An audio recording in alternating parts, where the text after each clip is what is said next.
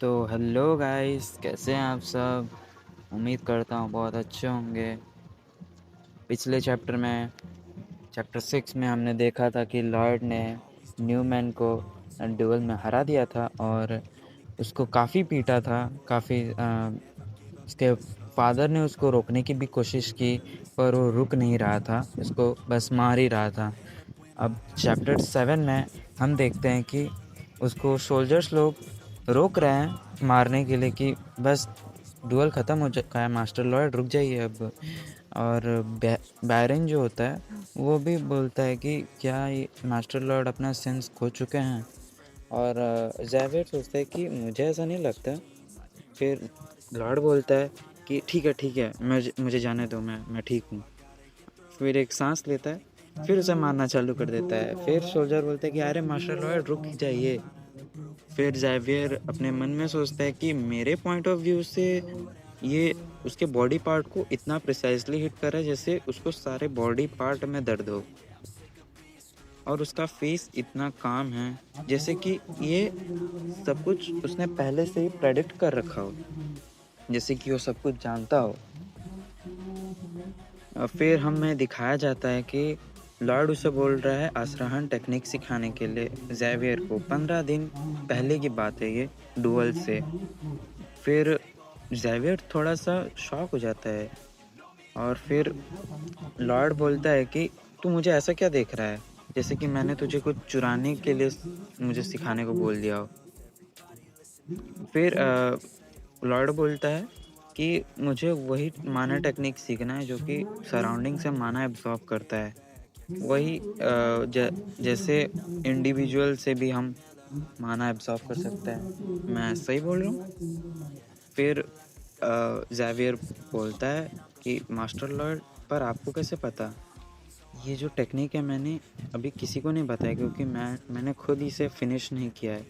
फिर लॉर्ड बोलता है कि मैंने तेरे को जब सुला सोते हुए तुम ओ मैंने तुझे स्लीप टॉक करते हुए सुना था, जब मैं तेरे को लूना वे सुना रहा था तब।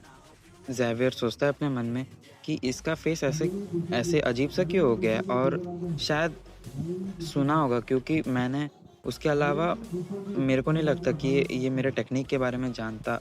कैसे जानेंगे? ज़ेवियर बोलता है कि मुझे माफ़ करना, पर मैं ये टेक्निक को सिखा नहीं सकता क्योंकि मैंने खुद इसे मास्टर नहीं किया है। बोलता है हाँ, मुझे पता है ये, और पर तू मुझे तब सिखाएगा जब मैं तेरे को इसे मास्टर करना सिखा दूँगा। तो ज़ेवियर बोलता है कि हाँ, क्यों नहीं? अगर ये पॉसिबल है तो। ज़ेवियर फिर सोचता है कि ये इतना कॉन्फिडेंस क्यों है? फिर लॉर्ड बोलता है कि तो फिर सुनो, मुझे लगता है कि तुम जो अपने माना को अपने माना हार्ट के साथ कंबाइन करने की कोशिश कर रहे हो, पर वो बाउंस हो जा रहा है तुम्हारे माना से। क्योंकि तुम्हारा माना हार्ट को लग रहा है वो एक फॉरेन ऑब्जेक्ट है। पर तुम्हें उसका देखने का तरीका बदलना पड़ेगा। तुम्हें माना हार्ट, बाहर का जो माना है उसको अपने माना हार्ट के साथ एब्ज़ॉर्ब नहीं करना है। उस माना को एक सेपरेटली उसके आस-पास रखना पड़ेगा और एक सर्कल की तरह उसको बाहर ही घुमाना पड़ेगा। जैसे एक एक्साइल इंजन मेन इंजन के साथ करता है। बस समझ में आ गया? फिर ज़ेवियर बोलता है हाँ, थोड़ा बहुत, पर आपको कैसे पता? और ये इंजन क्या है? फिर लॉयड झूठ बोलने लगता है कि मैं बस ऐसे ही अम, तुक्का मार रहा था, इसका कोई सेंस नहीं है। फिर ज़ेवियर सोचता है कि फिर से वही चेहरा, ये ज़रूर कुछ जानते हैं। फिर ज़ेवियर बोलता है कि फिर उसने अपना कोर टेक्निक जो है, असराहन कोर टेक्निक, वो मास्टर कर लिया, परफेक्ट कर लिया। काफ़ी देर से वो मास्टर नहीं कर पा रहा था, पर इसने अभी मास्टर कर लिया और पहले ही ट्राई में उसने 3 सर्कल तक अचीव कर लिया माना आर्ट का। और ज़्यादा ट्रेनिंग से वो 4, 5 और उससे भी ज़्यादा जा सकता है। उससे हमें दिखाया जाता है कि ज़ेवियर का जो रेटिंग है वो +5 से बढ़ जाता है। फिर लॉयड जो रहता है वो बोलता है कि मेरे पास पूरा टाइम नहीं है ये माना हार्ट सीखने को, मेरे को बस थोड़ा-सा सिखा दे कि कैसे एब्ज़ॉर्ब किया जाता है। मुझे बस मुझे सराउंडिंग का माना नहीं चाहिए, मेरे को बस बॉडी कांटेक्ट में जो आता है उस माना को एब्जॉर्ब करना है।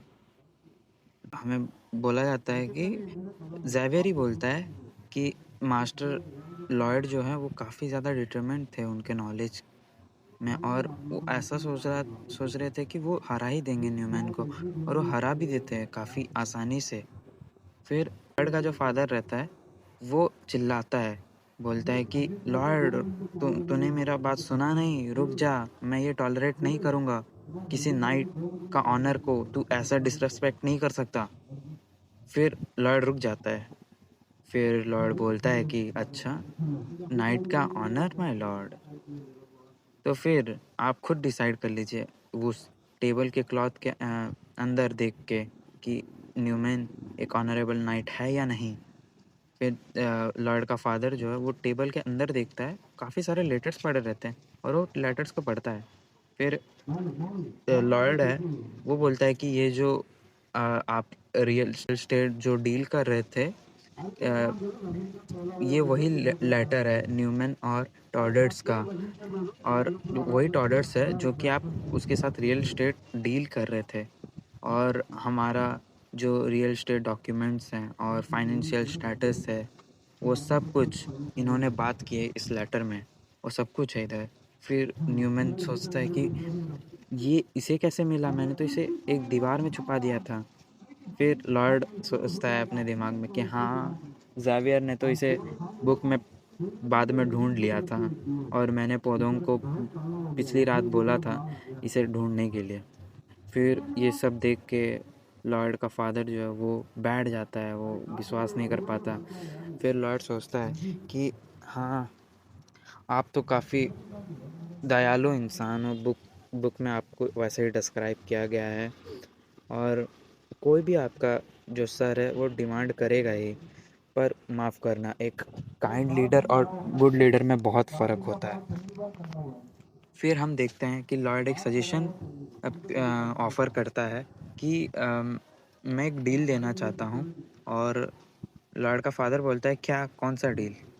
फिर लॉर्ड बोलता है कि मैं एक बहुत ही होगा जंगली चूहा, हम बोल सकते हैं एक जंगली चूहा उसके सर पे रखूँगा, अगर वो जंगली चूहा इसको चोट पहुँचा दिया तो इसको हम लैंड अपने ज़मीन से हमेशा के लिए निकाल देंगे, और अगर ऐसा नहीं हुआ तो इसको डिमोट कर देंगे, मतलब उसके इसका जो सीनियर नाइट का जो पोजीशन था उससे नीचे उतार देंगे और एक फुट सोल्जर के पोजीशन में डाल देंगे, और वैसे ही वो हमेशा उसके गलती का वैसे ही उसका पनिशमेंट होगा।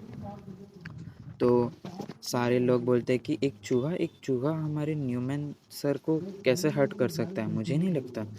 फिर लॉर्ड का जो फादर रहता है वो बोलता है कि आ, अच्छा, तो इसका कहने का मतलब कि मेरे को इसे एक और चांस दे रहा है इसको अपने गलती सुधारने के लिए। ये जैसा गलती किया है इसको बहुत बड़ा पनिशमेंट देना चाहिए, पर ये एक टेस्ट देना चाहता है जिसमें कि ये पास हो जाए। और जो बैरन होता है वो बोलता है कि काफ़ी वाइज डिसीजन है, काफ़ी जनरस डिसीजन है, एक जो कि हमेशा दूसरों के लिए सोचते हैं। फिर लॉर्ड का फादर वो बोलता है कि ठीक है, जो तू बोले वही करेंगे। फिर लॉर्ड न्यूमैन से पूछता है कि तेरे को कोई ऑब्जेक्शन है? फिर न्यूमैन बोलता है कि नहीं, मुझे कोई ऑब्जेक्शन नहीं है, मैं ग्रेटफुल हूँ आपके मर्सी के लिए। फिर लॉर्ड सोचता है अपने दिमाग में कि मर्सी, एक जो गलती करता है और जिसको जो उस गलती को माफ़ कर देता है, उन उनके दिल के अंदर कभी भी कोई चेंज नहीं आता है, कभी भी नहीं।